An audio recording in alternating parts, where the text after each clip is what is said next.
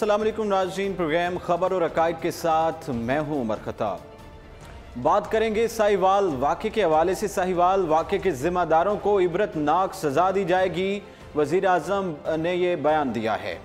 वज़ीर आज़म इमरान खान ने कहा है कि साहिवाल वाक़े पर लोगों का गमो गुस्सा जायज़ और काबिल फ़हम है। समाजी राब्ते की वेबसाइट ट्विटर पर एक ट्वीट में वज़ीर आज़म इमरान खान का कहना था कि मैं कौम को यकीन दिलाता हूँ कि दौरा कतर से वापसी पर न सिर्फ ये कि इस वाक़े पर ज़िम्मेदारों को इबरतनाक सज़ा दी जाएगी, बल्कि मैं पंजाब पुलिस के पूरे ढांचे का जायज़ा लूँगा और इसमें इस्लाहात के अमल का आगाज़ करूँगा। ख्याल रहे कि वज़ीर आज़म इमरान खान कतरी अमीर शेख तमीम बिन हमाद अल थानी की दावत पर कतर के 2 रोज़ा दौरे पर रवाना हो गए हैं। इस दौरे के दौरान इमरान खान की कतरी अमीर और वज़ीर आज़म से भी मुलाकात मुतवक्के है, जिसमें बाहमी दिलचस्पी के अमूर पर तबादला ख्याल होगा, जबकि मजदूरों को कतर भेजने का मामला भी ज़ेरे गौर आएगा। गुज़श्ता रोज़ वज़ीर आज़म ने समाजी राब्ते की वेबसाइट ट्विटर पर एक पैगाम में कहा था कि इन बच्चों को देखकर अभी तक सदमे में हूँ, जिन्होंने अपने सामने वालिदैन को कत्ल होते देखा और वो सदमे का सामना कर रहे हैं। उनका कहना था कि अपने बच्चों के बारे में ऐसी सदमा अंगेज़ सूरत हाल की तस्वुर ही से कोई भी वालिदैन परेशान हो जाएंगे। वज़ीर आज़म इमरान खान का कहना था कि इन बच्चों की तमाम तर जिम्मेदारी रियासत पर आयद होती है। साथ ही उन्होंने एक और ट्वीट भी किया था कि CTD ने दहशत गर्दी के खिलाफ जंग में अहम किरदार अदा किया, लेकिन कानून के सामने सब जवाबदेह हैं। ख्याल रहे कि 19 जनवरी को साहिवाल के करीब टोल प्लाजा पर CTD की फायरिंग से 2 खवातीन समेत 4 अफराद हलाक हो गए थे, जिसके बारे में CTD ने दावा किया था कि ये दहशतगर्द थे। ताम CTD के बदलते बयानात, वाक़े में ज़ख्मी बच्चों और ऐनी शाहिदीन के बयानात से वाक़या मशकूक हो गया था। CTD का कहना था कि मारे जाने वाले अफराद दहशतगर्द थे, जबकि उनकी तहवील से 3 बच्चे भी बाजियाब करवाए गए हैं, जबकि इब्तदाई तौर पर पुलिस ने लाइल्मी का इज़हार किया था। फायरिंग के दौरान कार में मौजूद बच्चे भी जख्मी हुए थे, जिन्होंने अस्पताल में बयान में दिया था कि वो अपने ख़ानदान के साथ लाहौर जा रहे थे कि अचानक उनकी गाड़ी पर फायरिंग कर दी गई। अभी बात करने के लिए हमें ज्वाइन किया है कर्नल रिटायर्ड सिकंदर घुमन साहब ने। सर अस्सलाम वालेकुम। जी वालेकुम अस्सलाम। सर कैसे हैं आप? अल्लाह का बड़ा करम है सर, बारिश हो रही है लाहौर में यार जी। साहिवाल वाक़े पर सबसे पहले हम बात करेंगे। इमरान खान साहब जो है वो कतर के लिए रवाना हो चुके हैं। उन्होंने कहा है कि वापसी पर जो है मैं इस वाक़े को देखूंगा, जो ज़िम्मेदारान हैं उनके खिलाफ कार्रवाई की जाएगी। सबसे पहले तो ये है कि साहिवाल का वाक़या बहुत अफसोसनाक और दर्दनाक वाक़या है, जिससे हर आँख अशकबार होगी और शायद काफ़ी लोग जो सेंसिटिव हैं उनको रात को नींद भी ना ही हो। जी। सबसे पहली बात ये है कि ये अनोखा वाक़या है, आज तक कभी इस तरह पुलिस ने किया नहीं। मेरे से अगर आप ज़ाती राय लें तो मैं तो ये कहूँगा कि ये बहुत कोई ऊंचे लेवल की साजिश गवर्नमेंट के खिलाफ नजर आती है कि लोग जो हैं वो मार के चले जाएं और बॉडीज भी ना उठाएं, और जब आपने अगर पुलिस के हैं तो आपने जब अपना मिशन पूरा कर लिया है तो उसके बाद बॉडीज को तो पिक करना आपका काम है। तो ये सारा मामला मुझे मशकूक नजर आता है और मैं उसको बड़ी गहराई में देखता हूँ कि इस मामले में कोई ऐसे तरीकाकार हैं जो कि प्रोबेबली को टारगेटेड किलिंग टाइप ये चीज लग रही है, जिसके मकासद कुछ बिल्कुल और है। बहरहाल इमरान खान ने सर इसी इमरान खान साहब ने भी ये बात की है और आज गवर्नर साहब का भी एक बयान सामने आया था। उन्होंने कहा था कि CTD ने बहुत काम किए हैं दहशतगर्दी के खिलाफ, उन्होंने बहुत एक्शंस लिए हैं, काम किए हैं, लेकिन उसकी वजह से चंद जो एहलकार हैं उनकी वजह से पूरे डिपार्टमेंट जो है उस पर इतनी तनकीद नहीं करनी चाहिए।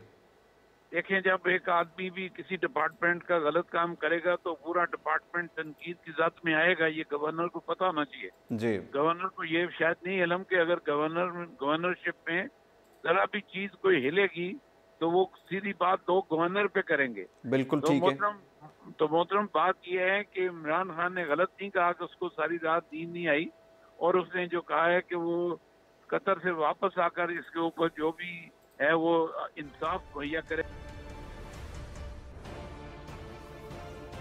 इबरतनाक सजा के तौर पे सामने लाएगा, ताकि ये चीजें अगर किसी ने कोई जाती दुश्मनी या किसी ने कोई किसी और मकसद के लिए ये हरकत की है जिसका तल्लक दहशत गर्दी से नहीं है या इस तरह के किसी भी अदारे से नहीं है, तो ये सारे बंदे इमरान खान इनको फांसी पे लटकाएगा उसी जगह पे। ठीक है, ये मैं आपको बता दूं। और ये कौम को यही हमें चाहिए था कि हमारे ईमानदार हुक्मरान हो जो हमें इंसाफ दिला सके।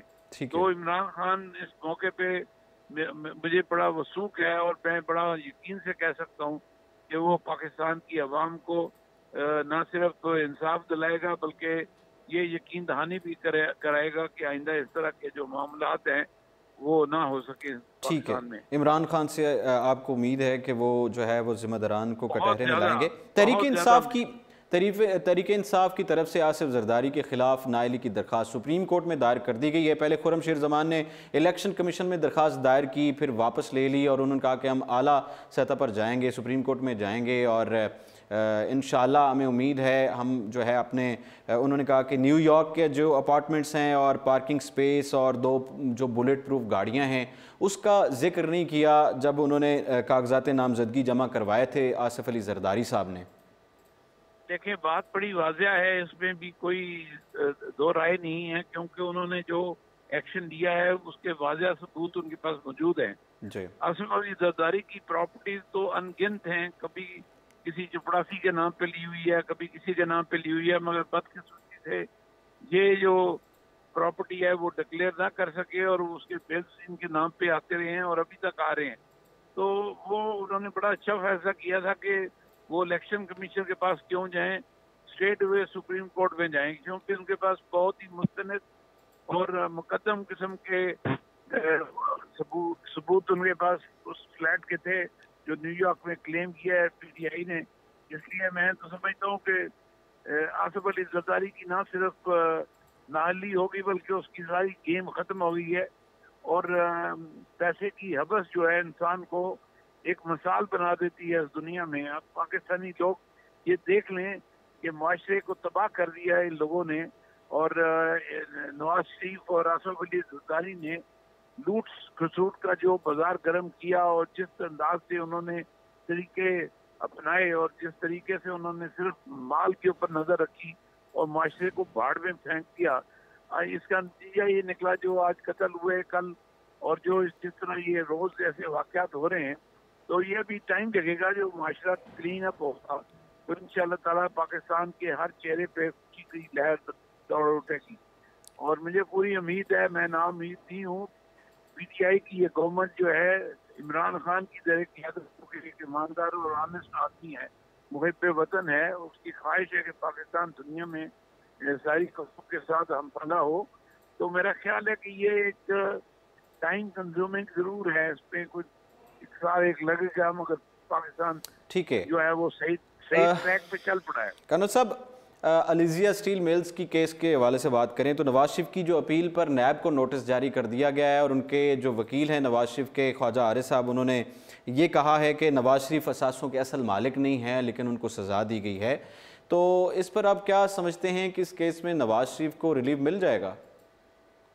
मैं इस मामले में कोई गहराई में तो नहीं कह सकता क्योंकि आई एम नॉट ए जज, मगर मुझे इतना नजर आता है कि जो इस्लामाबाद हाई कोर्ट के जजेस हैं उन्होंने अभी तक जितने भी फैसले किए हैं वो अपना नवाज शरीफ के हक में किए हैं और मिनल्ला जो हैं उनके जो चीफ जस्टिस हैं वो तो हैं ही नवाज शरीफ के आदमी हैं, उन्होंने ही इनको अपॉइंट कराया था और वही इनके पूरी दस्तरत नवाज शरीफ को से हासिल है। तो मैं तो ये देख रहा हूँ कि ये नवाज शरीफ को तमाम किस्म की रिलीफ देंगे वहाँ से जो है इस्लामाबाद हाई कोर्ट से। ठीक है, इसीलिए उन्होंने जल्दी लिखवाए हैं ताकि इसी जल्दी में वो ये सारे फैसले जो हैं वो करवा लें। बहुत शुक्रिया कर्नल रिटायर्ड सिकंदर घुमन साहब। मगर मैं एक बात बता दूं कि अल्लाह ताला के फैसले अपने होते हैं और इंसानियत के वो लोग जिनको अल्लाह ताला ने इंसानियत की खिदमत के लिए यहाँ पे भेजा है और जो किसी वजह से हुक्मरानी में आ जाते हैं और इस्लामी गवर्नमेंट की हुक्मरानी में आते हैं, वो उन पे लाजम है कि वो ईमानदारी से गवर्नमेंट करें और अगर वो ईमानदारी से नहीं करते तो किसी ना किसी तरीके से वो अज़ाब इलाही में मुब्तला हो जाते हैं। अभी ये हाई कोर्ट से तो बच जाएंगे मगर अज़ाब इलाही से नहीं बच सकते। लेकिन सर अगर हम बात करें तो ये हमें पता भी होता है कि ये करप्ट लोग हैं या करप्शन करते हैं तो उसके बावजूद आवाम उनको वोट देती है। असल में बात यह है कि अभी आप देखें ना, अवाम अनपढ़ है, जाहिलियत ज़्यादा है पाकिस्तान में, काफ़ी लोग अनपढ़ हैं और जो हमारी ख्वानदगी की रेशो है वो भी कम है। और इस तरह के लोग, इस तरह का ये जो एक MNA था वहाँ का, फैसलाबाद का, मैं उसका देख रहा था एक व्हाट्सएप पे वो अमेरिका में कहीं खड़ा है किसी घर के आगे, पता नहीं उसका अपना करता है किसका, और वो कह रहा था कि अलीमा खान का है और ये इमरान खान का है और ये इतने बिलियन डॉलर का है, बगैर किसी वजह के। ये वो लोग हैं जो वर्गलाते हैं। ठीक है। और मेरे ख्याल में ये इस तरह की सियासत पाकिस्तान में खत्म हो गई है और इंशाल्लाह ताला क्लीन और नीट सियासत आएगी। ठीक है, जिसमें कि अच्छे लोग सियासत में हिस्सा डालेंगे। ठीक है सर, बहुत शुक्रिया। कर्नल रिटायर्ड सिकंदर घुमन हमारे साथ मौजूद थे। कहते हैं कि इस तरह की जो बयानबाजी है और वो उस तरह की सियासत जो है वो ख़त्म हो चुकी है, नई रिवायत कायम हो चुकी है और PTI की हुकूमत है और PTI की हुकूमत से मुझे बहुत तवक्कुआत हैं। और वो साहिवाल के वाक़े के वाले से भी उन्होंने कहा कि साहिवाल का जो वाक़या है उस पर भी जो इमरान खान का बयान है उस पर वो एग्री करते हैं कि वो ज़रूर जब वापस आएंगे कतर के दौरे से तो वो ज़रूर जो है पुलिस में जो इस्लाहात करनी पड़ी या जो भी मामलात हुए वो ज़िम्मेदारान को कटहरे में लाएंगे। ताहम वाक़े में जो हलाक अफराद के लवाकिन के मुतालबे पर CTD के 16 नामालूम अहलकारों के ख़िलाफ़ मुकदमा दर्ज कर लिया गया था, जबकि हुकूमत की जानिब से मुश्तरका तहकीकाती टीम JIT भी तश्कील दी गई थी। बाद अज़ां गुज़श्ता रोज़ वज़ीर कानून पंजाब राजा बशारत ने प्रेस कॉन्फ्रेंस में कहा था कि CTD की फायरिंग से हलाक होने वाले ज़ीशान के दहशत गर्दों से रवाबित थे और वह दहशत गर्द तंजीम दाइश का हिस्सा था। वज़ीर कानून पंजाब का कहना था कि गाड़ी को चलाने वाले ज़ीशान का ताल्लुक दाइश से था। उनका कहना था कि CTD के मौक़िफ़ के मुताबिक साहिवाल में ऑपरेशन 100% इंटेलिजेंस, ठोस शवाहिद और मुकम्मल मालूमात और सबूतों की बुनियाद पर किया गया। राजा बशारत का यह भी कहना था कि ज़ीशान के कुछ अरसे से दाइश के एक ख़तरनाक नेटवर्क से ताल्लुकात थे। ये नेटवर्क मुल्तान में ISI के अफसरान के कत्ल, अली हैदर गिलानी के अगवा और फैसलाबाद में 2 पुलिस अफसरान के कत्ल में मुलव्वस था। तहाँ वज़ीर कानून के इस बयान पर ज़ीशान के लवाहकीन ने शदीद एहतजाज किया था और तदफीन करने से इनकार भी कर दिया था। ज़ीशान के भाई एहतशाम का कहना था कि जब तक वज़ीर कानून मुस्ताफ़ी नहीं होते मैयत यहीं पड़ी रहेगी, क्योंकि उनका भाई दहशतगर्द नहीं था। जिसके बाद पुलिस की जानिब से ज़ीशान के लवाहकीन से मुज़ाकरात किए गए, जिसके बाद एहतजाज खत्म हो गया था। सानिया साहिवाल के हवाले से ही बात करें, JIT का जाए वक़ुआ का दौरा किया गया है। मुलव्वस अहलकारों की शनाख्त साहिवाल में पंजाब पुलिस के महकमा इंसदाद दहशतगर्दी CTD के मशकूक ऑपरेशन और 4 अफराद की हलाकत के मामले की तहकीकात करने वाली मुश्तरका तहकीकाती टीम JIT ने जाए वक़ुआ का दौरा किया है। वज़ीर आला पंजाब उस्मान बुज़दार के हुक्म पर बनने वाली JIT ने additional inspector general IG Ejaz Shah की सरबराही में साहिवाल में जाए वक़ुआ का दौरा किया। दौरे के दौरान टीम ने जाए वक़ुआ का मुआयना किया और लोगों से पूछगछ की। इस मौके पर टीम में लाहौर और साहिवाल पुलिस के अरकान भी शामिल थे। वाज़ेह है कि इस JIT में इंटर सर्विसेज इंटेलिजेंस ISI और इंटेलिजेंस ब्यूरो IB के नुमाइंदे भी शामिल हैं और ये JIT अपनी रिपोर्ट वज़ीर आला को इरसाल करेगी। दूसरी जानिब साहिवाल वाक़े में 4 कार सवारों पर फायरिंग और हलाकत के मामले की तहकीकात के लिए बनाएगी JIT की मुख्तलिफ पहलुओं से तफ्तीश भी जारी है। पुलिस ज़रा के मुताबिक साहिवाल वाक़े के मोबाइल वीडियोज़ के जरिए तहकीकात में मदद ली जा रही है, जबकि ऑपरेशन में हिस्सा लेने वाले एहलकारों के बयानात भी रिकॉर्ड किए जा रहे हैं। जबकि उन एहलकारों को हिरासत में लेकर चूंग ट्रेनिंग सेंटर में रखा गया था। ज़राए का कहना था कि साहिवाल वाक़े में जो मुतासरा बच्चों को दिए गए बयानात को भी शामिल तफ्तीश किया जा रहा है, जबकि CTD की जानिब से जारी बयानात को भी तहकीकात का हिस्सा बनाया जाएगा। ज़राए का मज़ीद कहना था कि JIT मंगल तक अपनी तहकीकात मुकम्मल करके वज़ीर आला पंजाब उस्मान बुज़दार को रिपोर्ट पेश करेगी और JIT सरबराह की जानिब से नामजद करदा तफ्तीशी अफसर ये रिपोर्ट देगा। CTD एहलकारों की शनाख्त भी होगी है। मुतनाज़ साहिवाल मुकाबले में हिस्सा लेने वाले CTD एहलकारों की शनाख्त के मुतालिब ये खबर आई है और इस ऑपरेशन को सब इंस्पेक्टर सफदर हुसैन ने लीड किया था। CTD थाने में साहिवाल ऑपरेशन पर सब इंस्पेक्टर सफदर हुसैन की मुदैयत में एक और मुकदमा दर्ज किया गया, जिसमें ये बताया गया कि ऑपरेशन के वक्त टीम इंचार्ज सफदर हुसैन थे, जबकि उनके हमरा कारपोरल एहसन, रमज़ान, सैफुल्ला और हसनैन हमरा थे। FIR के मतन के मुताबिक कार सवारों की जानिब से फायरिंग की गई थी। इसके अलावा सानिया साहिवाल पर साहिवाल बार एसोसिएशन के वकला की जानिब से हड़ताल की गई और अदालतों का बाइकआउट किया गया। वकला की जानिब से वाक़े की शदीद मजम्मत की गई और कहा गया कि मशकूक मुकाबले में मुलव्वस अहलकारों को निशान इबरत बनाया जाए। जुडिशल तहकीकात के लिए अदालत में दरख्वास्त भी दी गई। इसके अलावा लाहौर हाई कोर्ट में साहिवाल वाक़े पर जुडिशल तहकीकात करवाने के लिए दरख्वास्त दायर कर दी गई। ये दरख्वास्त सफदर शहीन पीरजादा की जानिब से दायर की गई, जिसमें पंजाब हुकूमत, महकमा इंसदाद दहशत गर्दी और IG पंजाब को फरीक बनाया गया है। दरख्वास्त गुजार ने मौक़िफ़ अपनाया कि साहिवाल में बच्चों के सामने निहत्ते वालदैन को कत्ल कर दिया गया। हुकूमत को साहने साहिवाल की जुडिशल इंक्वायरी के लिए कमीशन तश्कील देना चाहिए था। अदालत में दायर दरख्वास्त में ये मौक़िफ़ अपनाया गया कि हुकूमत JIT बनाकर बरीउल ज़िम्मा हो गई है। लगता है कि हुकूमत साहिवाल वाक़े की शफाफ तहकीकात नहीं चाहती है। उन्होंने अदालत से इस्तदा की कि हाजिर सर्विस जज की सरबराही में साहिवाल की जुडिशल इंक्वायरी करवाई जाए और मुलजिमान को गिरफ्तार करके सख्त सजा दी जाए। ख्याल रहे कि 19 जनवरी को साहिवाल के करीब टोल प्लाजा पर CTD की फायरिंग से 2 खवातीन समेत 4 अफराद हलाक हो गए थे, जिसके बारे में CTD ने दावा किया था कि ये दहशतगर्द थे। ताहम CTD के बदलते बयानात, वाक़े में जख्मी बच्चों और ऐनी शाहिदीन के बयानात से वाक़या मशकूक हो गया था।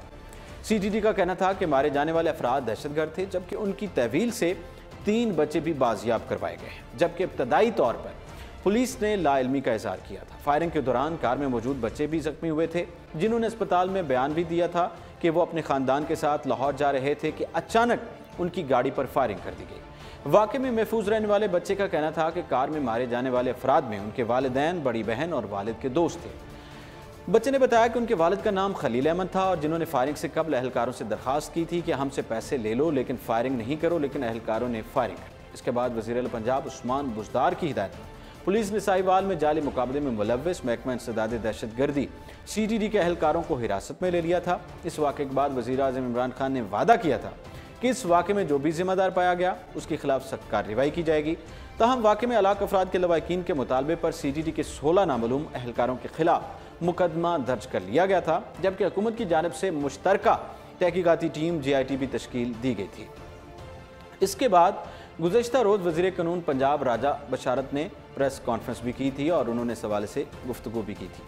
बात करेंगे तहरीक इंसाफ की आसिफ जरदारी की नाअहली के लिए सुप्रीम कोर्ट में दरखास्त के बारे में। इस्लामाबाद पाकिस्तान तहरीक इंसाफ PTI के रहनुमा उस्मान डार ने पाकिस्तान पीपल्स पार्टी के शरीक चेयरमैन आसिफ अली जरदारी की नाअहली के लिए सुप्रीम कोर्ट में दरखास्त दायर की है। दरखास्त में ये मौक़िफ़ अपनाया गया है कि आसिफ अली जरदारी साहब ने 2018 के कागजात नामजदगी में गलत बयानी की। आसिफ अली जरदारी ने फॉर्म A और फॉर्म B में बहुत सारी गलत बयानियाँ की हैं। सुप्रीम कोर्ट में दायर दरखास्त में ये मौक़िफ़ इख्तियार किया गया कि साबिक सदर ने न्यूयॉर्क का अपार्टमेंट, पार्किंग स्पेस और 2 बुलेट प्रूफ गाड़ियाँ कागजात नामजदगी में ज़ाहिर नहीं की। दरखास्त में मजीद मौक़िफ़ इख्तियार किया गया कि छुपाए गए असासों की मालियत 14 करोड़ 37 लाख रुपए बनती है और साबिक सदर आसिफ अली जरदारी रुकन कौमी असम्बली बनने के भी अहल नहीं हैं। PTI रहनुमा ने दरखास्त में मजीद कहा कि आसिफ जरदारी न्यूयॉर्क में प्रॉपर्टी टैक्स अदा करते हैं, जबकि मुश्तरका तहकीकाती टीम JIT रिपोर्ट के मुताबिक आसिफ जरदारी ने कहा कि उनके बैरून मुल्क असासे नहीं हैं।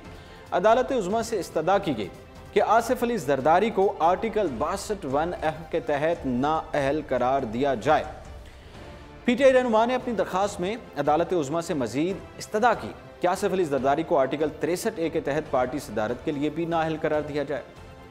दरखास्त में मजीद कहा गया कि आसिफ अली जरदारी को इंतखाबी हल्का NA 213 से भी नाअहल करार दिया जाए। इसके बाद PTI की रहनुमा खुर्रमशीर जमान ने सुप्रीम कोर्ट के बाहर मीडिया से बातचीत करते हुए कहा कि आसिफ अली जरदारी की नाअहली के लिए हमारी दरखास्त फाइल हो गई है, कौम को जल्द अच्छी खबर देंगे। उन्होंने कहा कि अभी केस पर बात नहीं करूँगा। खुर्रमशीर जमान का कहना था कि कराची और साहिवाल में 2 सानियात हुए हैं और वज़ीर आज़म का वादा है कि जिम्मेदारों को अंजाम तक पहुँचाएंगे। बात करेंगे अल अजीज़िया स्टील मिल रेफरेंस के हवाले से।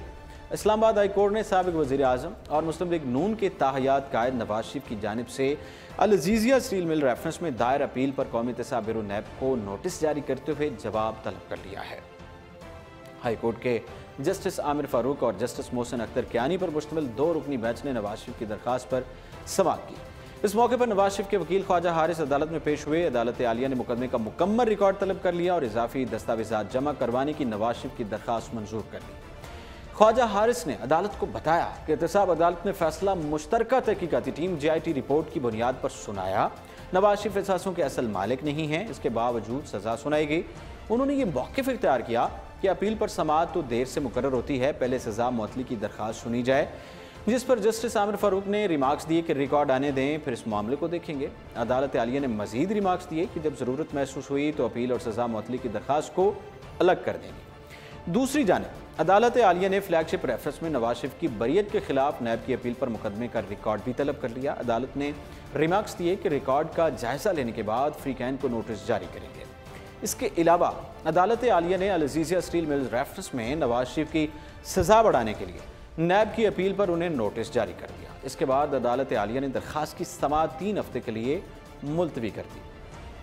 ख्याल रहे कि गुज़श्ता वर्ष 24 दिसंबर को इस्लामाबाद की एहतसाब अदालत ने नवाज शरीफ को नैब की जानिब से दायर फ्लैगशिप रेफरेंस में बरी कर दिया था, जबकि अल अज़ीज़िया रेफरेंस में 7 साल कैद की सज़ा सुनाई थी। इस फैसले के बाद नवाज शरीफ ने अल अज़ीज़िया रेफरेंस में सज़ा कलअदम करार देने से मुताल्लिक इस्लामाबाद हाई कोर्ट में दरख्वास्त दायर की थी, जबकि एक रोज़ बाद ही नैब ने अल अज़ीज़िया रेफरेंस मिल और फ्लैगशिप रेफरेंसेस पर एहतसाब अदालत का फैसला इस्लामाबाद हाई कोर्ट में चैलेंज कर दिया था।